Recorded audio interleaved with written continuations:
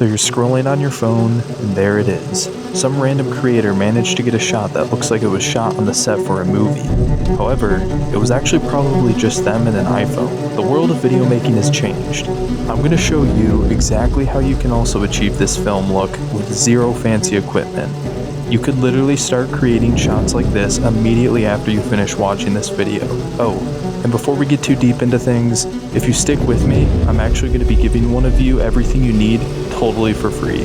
So keep watching, and you too will master the film look.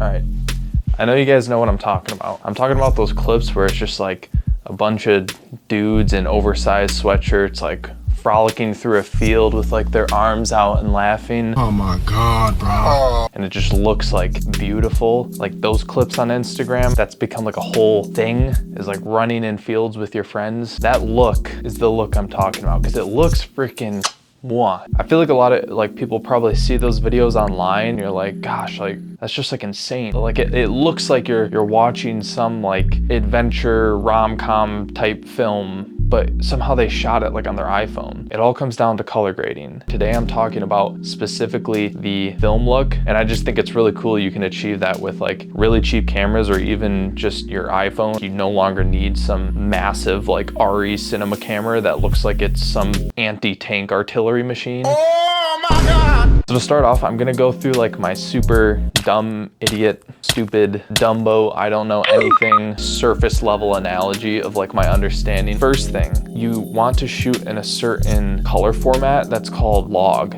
Luckily, I have a whiteboard so I can show you my I don't know anything understanding, but like it works. Imagine, oh gosh, this is bigger than I thought. If you have done some video stuff, you've probably heard dynamic range. It's like, what is the bandwidth of like how far you can push the colors? If you just shoot in your normal camera settings, say you're kind of starting like here, if you really want to push the look and the style, you're going to be pushing outside of that range. And so this difference is when your colors basically start clipping, you basically just lose quality. So this is a loss of quality. When you're trying to achieve the film look, you're pushing the colors pretty hard. You can get into this range pretty quickly. When you shoot in log, your dynamic range is now here. Again, if you're kind of starting somewhere in the middle and you really got to push those colors to here and here, this is not a loss of quality because you're still within the dynamic range. The downside to this, it looks super flat. So if you're just like shooting a video on your iPhone and you'll go to your photo library and you'll look at it and you'll be like, why does this look like absolute shit? The downside is, yeah, you have to like post-process that video in order to actually just bring it back to even like normal looking colors. I'm gonna show you now how I have my iPhone set up and just like some tips and tricks I've learned on how to make it look really good. Okay, so all you're gonna do is you're going to go to your settings. Once you're here, scroll down till you see your camera app, and then there should be an option that says formats. Click on that and you'll scroll down again. This is where you'll see under video capture, you'll see ProRes, Apple ProRes. Check that to on. ProRes encoding. It can be set to HDR, SDR, or log. You want log. So now when you go to your camera, under video, you'll see on the top left, there's this option now that has ProRes log. Click that and it'll turn it on. Very important for making stuff look quote unquote cinematic, is you want to shoot in 24 FPS. If you look in the top right here, that's your frame rate. Click it till you cycle through to 24 FPS. Now you're on 24 FPS, you're on Apple log. So the last thing I recommend doing, click on this arrow up here before you record something, and you'll see this option to manually adjust this exposure, and I would turn this down one stop. Apple tends to turn up the ISO too high, and it can just start to look like poor quality pretty quick. So I tend to just underexpose it a little bit. Yeah, that's basically it. Your iPhone should be set up now to do everything we need to do with color gradient, which I'm gonna show you here in a minute. Okay, you have it set to log. the correct exposure, the 24 frames per second, you're ready to start shooting some videos. I'm not gonna really go into exactly like framing shots, what makes something look good or not. You'll still have to not just be like taking like a vertical video of just like the corner of the room. I don't know why you would be doing that. Now, I'm gonna show you specifically how I color grade for the film look. There's like a million different ways you can do it for free with LUTs, with paid LUTs, with free LUTs, with the native tools in DaVinci Resolve, which is the software I use and what I'm gonna show you how to color grade it in, but it's a pretty universal process. I've gotten some footage to look pretty good, but I always was just like not quite 100% satisfied. Throughout this whole process of researching what other people do, I kept hearing about this color grading plugin called Dehancer. I finally was like, I'm gonna give it a try. And I'm always scared to sign up for free trials because I always forget to cancel them. So I went ahead and did it. And right away, I was like, okay, I get it. I understand why people spend money on this.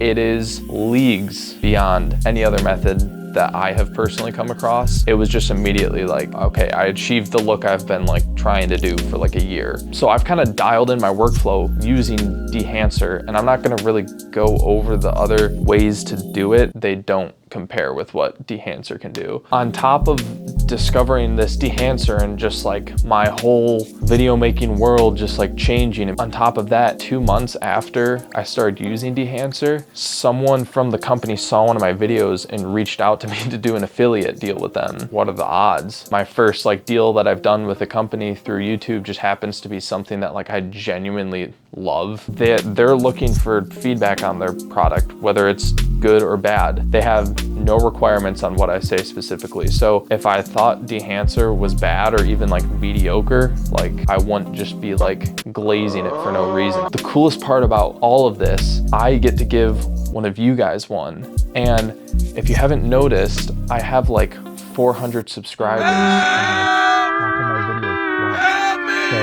There's gonna be a giveaway, which I'm gonna explain more at the end of the video. You genuinely have like an incredibly good chance of winning this. Like, it's actually insane. You might be one of the luckiest users to be on YouTube today. I wish I was watching this before I bought it. The good news is if you don't win the giveaway, I can still get you 10% off. If you use the code Tommy10, which I'll put on the screen here, it's TOMMY10, not like the spelling 10, Tommy10. That'll get you 10% off. I can at least help you there, even if I can't, you know, give you one for free. So yeah, that's my spiel on that. Let's go color grade some footage. At this point, you have all your different random log clips that you've taken of cool things that you've been out and shooting. So I'm just gonna walk you through the simplest way I would color grade something. As you can see, I've already dragged in just a bunch of random clips. You're gonna now go to your color grading page, which you can find here at the bottom of the screen with the little color wheel. Click on that. I'm going to start with this clip, and you want to pick a frame that seems like it's pretty representative of what the entire clip is going to look like, because if you color grade to that frame, the entire clip should look good. Now we're going to head over to our node tree here. If the node tree isn't showing up, click on nodes in the top, and that should bring it up. In a minute here, we're going to add a bunch of nodes, but basically each node, just think of it as like a certain adjustment to the color of the video. It might look a little overwhelming, but it's not that bad. What you want to do is you want to right click, you want to add a corrector. So you just want to keep doing that until you have 7 nodes, 5, 6, and 7. Now we're going to go through and we're going to name each one of these nodes. Right click node label. I'll explain these names in a second. For now, you can just copy them. CST, val/exposure, contrast, duration, temp, Dehancer, CST again. Okay, quick correction, we don't actually need this last CST node. You can just go ahead and delete that. Heading over to this first node, color space transform, that's what CST stands for. This is gonna bring your footage from the flat log look just to like the standard looking color that we want. Click on effects, click in the search bar, and you're gonna look up color space transform. You click that, drag it, drop it onto that node. You're going to be looking at the inspector now. So this shows you the effect here, the color space transform. You can ignore everything except for these 4 lines. If you're using iPhone, your input color space is going to be Rec 2020 and your input gamma is going to be Apple Log. All of this footage was shot on my Sony a7 III. So for me, those are Sony S-Gamut 3.Cine and then Sony S-Log 3. You can probably just keep this as use on timeline, select Rec 709. These mean the same thing. Essentially, your timeline by default is set to Rec 709. Quick little tip, Rec 709-A is what you want for your gamma if you're on an Apple device. Okay, so quick note here, technically you want to put the CST node at the end and then do the same settings I did, converting it to Rec 709. So then the Dehancer node that comes right before that, you're actually going to want to have the input then be the log settings that I showed. And then the log settings for the input to the CST node after the Dehancer node will also be the same. Other than that, the process is exactly the same. You can technically do it the way I did it in the video, but you just get a little bit higher quality if you have the log footage being directly fed into the Dehancer node. That's it. So now you can see it's already looking a lot more like an actual usable video. I'm gonna skip ahead and go to our Dehancer node because I don't like to adjust these other aspects of the video until I know kind of roughly what the more like film look is going to look like. Once you have Dehancer installed, you should be able to just find it, type in Dehancer, and it'll show up here. And again, you can just do the trial. There'll be a little watermark. It's fine. You'll still get a great idea of whether or not it's something that you would want to invest in. So with Dehancer, you can kind of choose whether or not you want to really get in the weeds on all of the different options and settings they have, which I have messed around with a little bit, and it's fun, and I recommend you mess around with all the different options for yourself and see what the things do. But I'm basically just going to go over like the major things that will affect a majority of like what your video is going to look like. First things first, your input. You want to make sure that the source is correct, Rec 709. We're going to skip on down to film. So this is the type of film basically that you're trying to emulate. Especially with these settings that I'm going through, definitely go through and explore all the different things, but I'm just going to go ahead and I'm going to be using, yes, the Kodak Ultramax 400. That's a film profile that I've kind of come to like a lot. You can already see in this clip, you can tell it's starting to look more film-like. So for the print, again, explore the options. I'm going to be doing the Kodak Endura glossy paper print. I just like the way that looks. And you can see again that changed. All these things have a bunch of different options. Explore it on your own time. You could make a whole hour-long video going through all the options that Dehancer has to offer. The next big thing is film grain. This looks really film-like right now, which I think looks pretty cool. For this edit, I'm gonna maybe try to reduce the grain a bit. It's just like a matter of how stylized you want it to be. So I'm gonna turn this down to 10.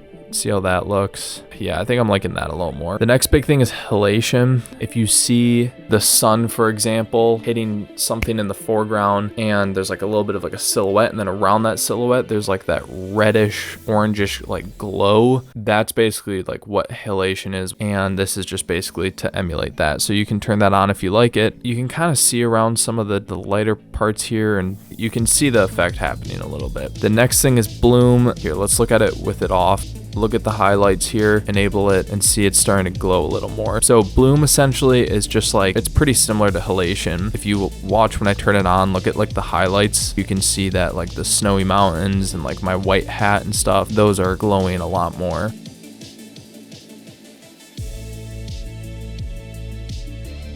The rest of the stuff here, I'm gonna leave alone for now. It's just too much to go through all this stuff and what everything does. There's videos out there that do that. I think we're starting to get a nice kind of film look going. And now we're gonna go back to where we kind of left off, which was balance and exposure. So when you're on the balance and exposure node, click on this color wheel here. You're gonna have these 4 different color wheels. So the lift is basically the dark parts of your image. The gamma are the midtones. The gain are the light parts of the image, and the offset is like all of that combined, essentially. The first thing I'm thinking here is it looks slightly overexposed. I go to this offset wheel and you see this overall adjustment bar down here, grab that, bring it down a little. That's looking a bit more reasonable. The lift and gain looks fine for now. We're gonna just jump right over to contrast. Contrast is just adjusting the contrast. Go again to this color wheels option and you'll see this contrast slider. I personally like a really contrasty look. Saturation, similar kind of idea to contrast. We just come down here. Now you're gonna have this saturation slider. This is just like basically how much like punch do your colors have. And with all these options, I recommend like going to one extreme and then the other so you kind of understand like visually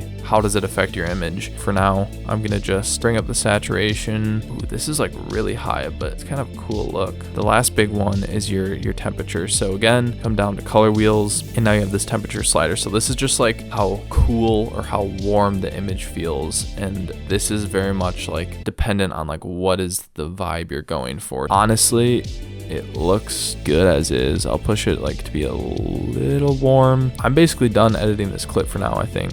So now we're gonna edit the rest of our clips. So we can come down here and you wanna click on this clip and then click just Command C or Control C, and then you're gonna paste it onto the other clips. To do that, click on one clip and then hold Shift, click on another, and it'll highlight all them. And then you can do Command V, drop that color grade onto all them. We at least have a starting point for the rest of these clips. And you're basically gonna do the same process because each clip has its own lighting condition. So you're gonna go back and do some tweaks to kind of get it to where you want it. And so there's a sense of like continuity from clip to clip. So I'm just gonna go ahead and do that real quick. I just finished up color grading each one of these clips, and now I'm gonna show you the secret sauce. This is how you're able to put creative or filmmaker in your Instagram bio. This is how you become an artist. The next step, what you're gonna do is you're gonna take your handy dandy notebook and you're gonna just write down a bunch of thought-provoking lines that use some very artsy words, and then you're gonna read that off nice and close and intimate to the mic, really trying to sell this powerful, creative, artistic message that you don't really know what it means, but it kind of sounds cool. And then you're gonna find some ambient music, throw that in the background, and boom. Okay, my camera stopped recording there for a second. No idea why that happened, but I don't think you really needed to see me talking to you. I want to mention one thing that I actually don't like about Dehancer. It takes a lot of processing power. Unless you have like an insanely nice computer, it probably makes your playback very slow. You can see how it's like super choppy. It is annoying, but there is a workaround. Click bypass color grades. Basically, it's just going to turn off the color grade. So when you're actually back in the edit page, the playback is going to be a lot smoother for you, as you can see. So yeah, that's kind of my only qualm with Dehancer, but there's just not much you can really do about that. I went ahead, I recorded my super artsy voiceover that I have no idea what it's supposed to mean, but it sounds like I am thinking at a higher level than other people. And then I also threw in some ambient music, and you'll see that I am now officially a filmmaker artist. Go ahead and take a look.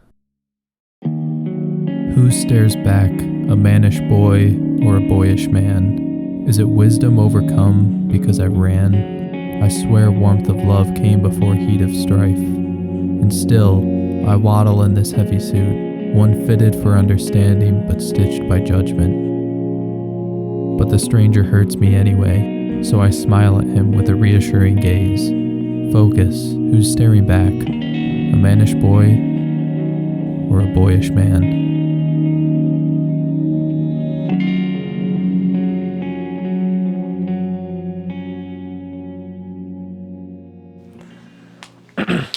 All right, wasn't too bad, was it? Honestly, if you just like hop in, you start doing it, you'll get the hang of it real quick. The whole point of Dehancer is that like, you don't have to think much about it really, or you can think a lot about it. That's kind of the wonder of it. So yeah, how are you gonna get your free copy? All you have to do is comment on this video. I'm not doing the giveaway based on your response, but I'm just curious what you imagine yourself using it for. If you just are like, I just wanna try it, then that's fine. I don't need you to be like, I wanna use it to film a documentary about a disabled surfer Dude, I'm from Lake Michigan. That's where I surf. Like, it doesn't need to be like a super deep thing. I'm just curious. And then I'll be selecting one of those random comments and they'll just get a free copy. I can't require you to subscribe because that's against YouTube policy for doing giveaways, but I did just give you the whole spiel on everything I've learned in the past year. I am gonna be giving one of you a free license of this product. To be clear, I could have kept it for myself. I could have just activated it on another computer of mine.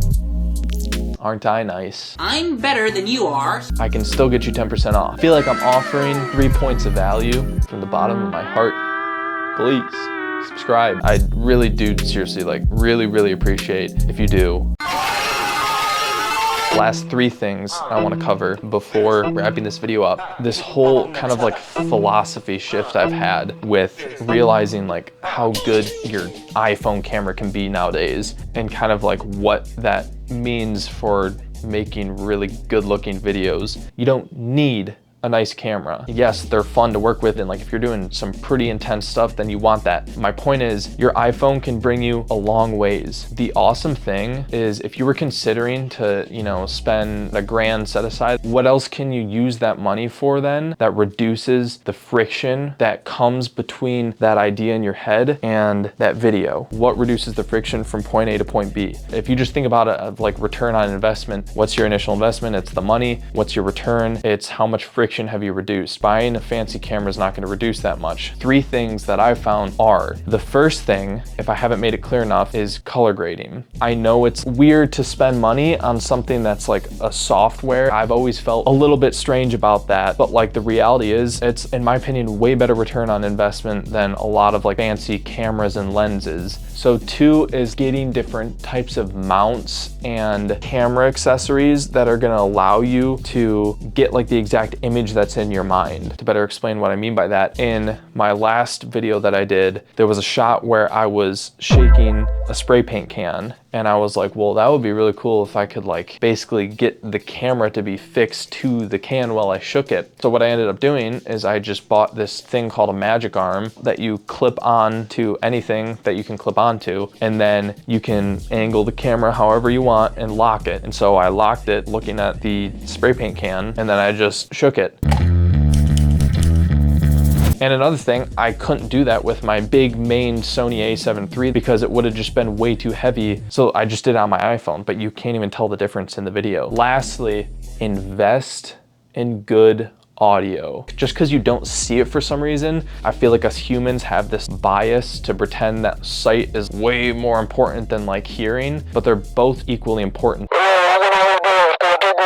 Investing in good audio makes your stuff look so much better. You don't even need to get like a crazy mic or anything. Just like spend $50 on like a little shotgun mic for your camera or for your iPhone, or a clip-on mic like this. That goes a long ways. I think that's everything. Again, I'm very passionate about sharing this because it's super fun. You can do some like pretty awesome stuff nowadays with just like your iPhone and just some color grading. Yeah, I'm just excited I got to talk to you all about this today. I hope it was helpful. I hope you're as excited as I am. I hope you click off this video and right away like go set up your iPhone and start recording some stuff and get the free trial Dehancer. See if you like it. Try using it. You'll be blown away. It's fun. It's really fun. So thanks for sticking with me through all this. Have fun making some videos, and I'll see you guys in the next one.